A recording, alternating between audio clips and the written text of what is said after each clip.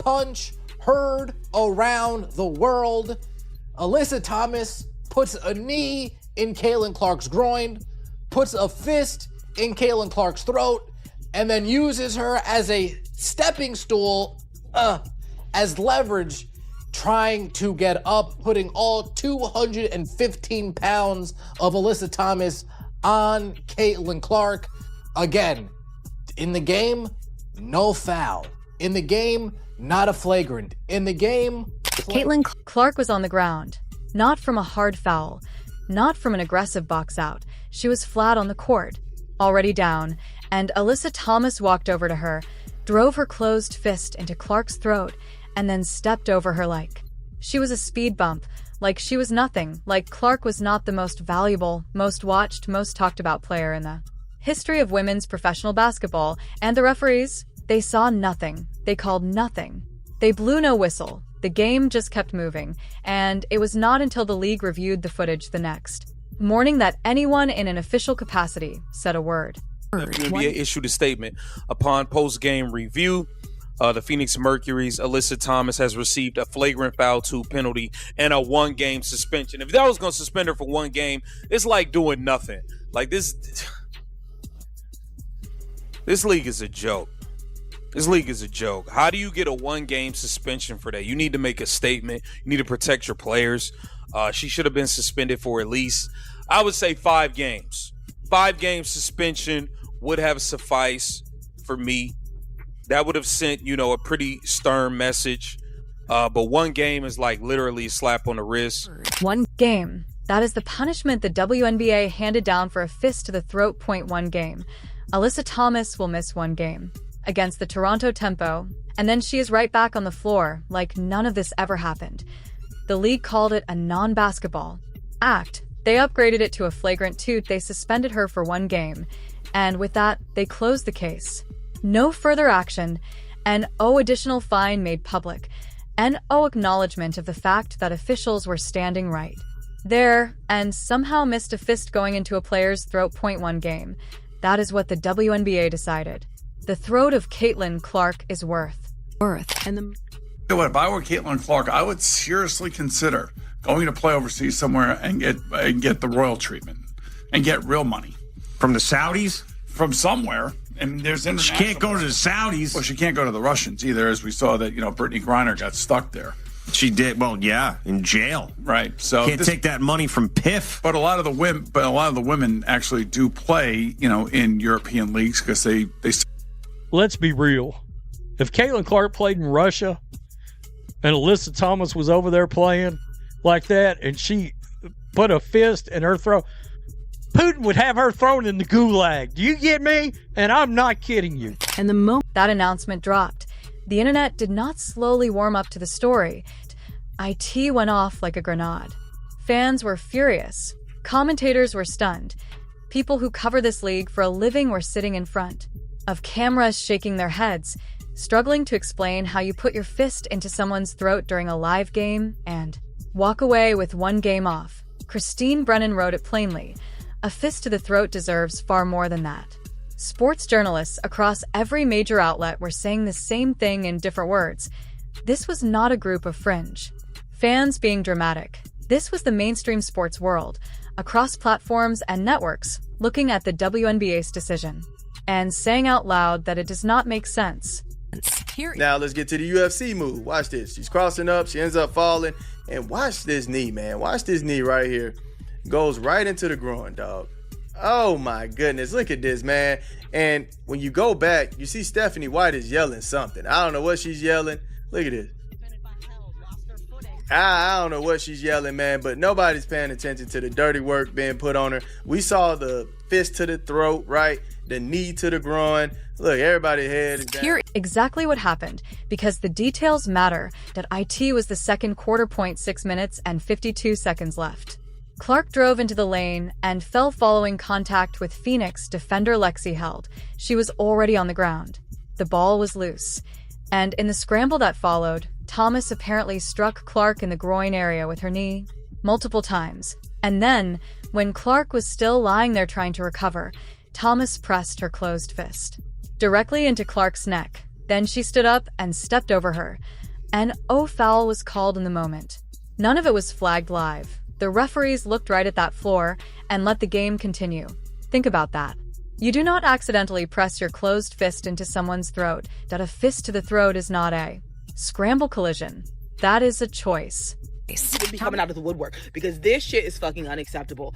I know people don't like Caitlin Clark. I know they don't want to ever acknowledge what she's done for the WNBA. I know women in the WNBA, black women as a whole, want to act like she's just irrelevant, act like any old person off the street that can dribble a basketball can waltz into the WNBA and do what Caitlin Clark did. I know that's the narrative surrounding her, but I need more people to speak up about this. This is not sports. This is not why we get into sports. This is not sportsmanship behavior. This is not the mentality that we want to see on our screen. This is not what we're trying to teach our young women who want to get into basketball, who want to play sports. I need more people to speak up and to be more vocal about this.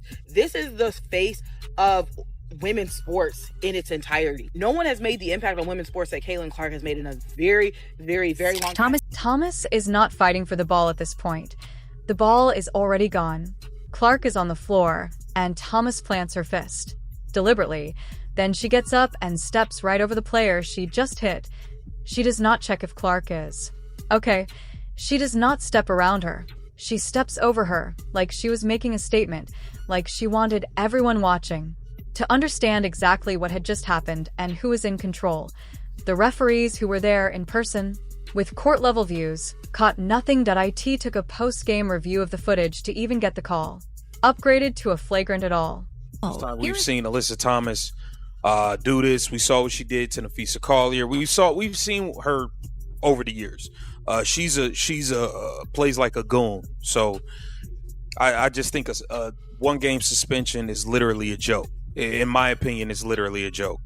Here is the real problem with 1 game. It sends a message, and the message it sends is not the right one. What the WNBA has essentially communicated to every player in that league is this: if you want to put Caitlin Clark on the ground and press your fist into her throat, the cost is 1 game. That is a voluntary choice any player can make at any point in any game and decide the trade off is worth it. That is not deterrence. That is a price list. Of 5 game suspension changes how players think. A 10-game suspension gets people's attention. 1 game against the Toronto Tempo, a team the Mercury beat anyway, does not change anyone's behavior. IT does not make any player in that locker room think twice. IT does not make the next person who considers going too far with Clark recalculate. IT just tells them the door is open. And here is what makes it even harder to accept. This is not Alyssa Thomas's first moment of rough play against Clark. The pattern exists. Players have been taking liberties with Clark in ways that would not be tolerated against other stars in this league, and the league has been inconsistent at every turn in how it responds. So, when the WNBA finally does act, finally steps in and says this crossed a line, and the punishment they hand down is 1 game, it starts to feel less like accountability and more like optics, less like the league genuinely protecting its players, and more like the league doing the minimum required to avoid a bigger news cycle. The suspension is 1 conversation. Well, the Indiana Fever lose tonight, and I've got video to show you here. That's Alyssa Thomas, and that over there is Caitlin Clark, and that right there is a fist into her neck. Let's watch the video. There's a couple things I don't like about this. First, Caitlin does fall by herself here. The hand right into the neck to kind of hold Caitlin down, then the step over. Alyssa Thomas, watch her. She notices the ball goes back behind her, still steps right over here. After the game, she was interviewed. Alyssa Thomas was like, congratulations on a clean win. Yeah, good win. No foul here, nothing at all. Clapping, pointing, foul. Fist to the neck. I didn't see anything. But there is a second conversation running right alongside it that is equally important, and it starts with the officials who were on that floor. There was no call, not a delayed whistle, not a quick review, not a conference between referees. Play continued. A player put her fist into another player's throat on a professional basketball court, and the officials on the scene determined, in real time, that nothing had happened. That is a flagrant 2 foul by the WNBA's own assessment, issued the very next morning. That means the standard for a flagrant 2 ejection was met. The league confirmed it met that standard, and none of that was recognized live. Fans were furious on 2 separate fronts. First, that Thomas was not immediately ejected because had the referees caught the play live, it would have been an automatic ejection under flagrant foul rules. Second, that WNBA officiating continues to have a real, documented, ongoing problem around physical play involving Clark specifically. The no call was not just an error. For people who have been watching this situation develop over multiple seasons, it felt like confirmation of something they had been saying for a long time. The referees are not applying the rules equally when Caitlin Clark is the one on the receiving end. And then a bit better, but offensively, you guys were getting shots. Yeah, offensively, we know we can attack them however we want. That's one of the key emphasis when you play them. Just moving them and trying to get to the basket. I think when we do that and attack them and get to the free throw line, it's a different game. As if the incident itself was not enough, the Phoenix Mercury's social media account posted a meme mocking Caitlin Clark after their narrow 111-109 win. They put it out publicly, and when the backlash hit, they deleted it.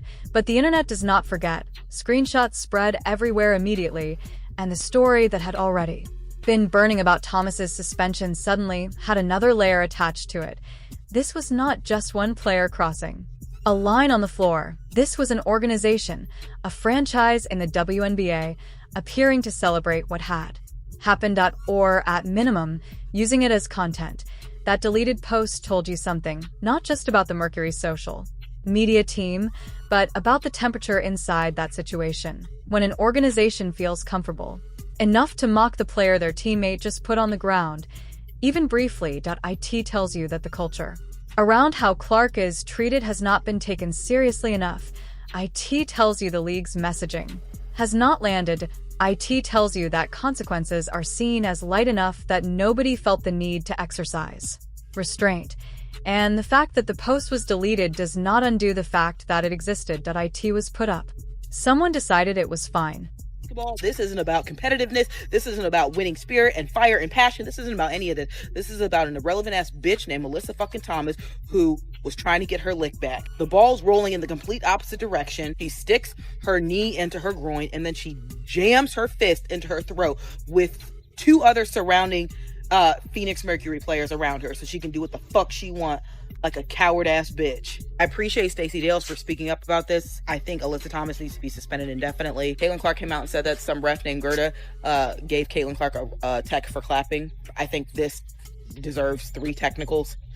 Alyssa Thomas, something needs to be done. I need more people speaking out about this. This is not okay.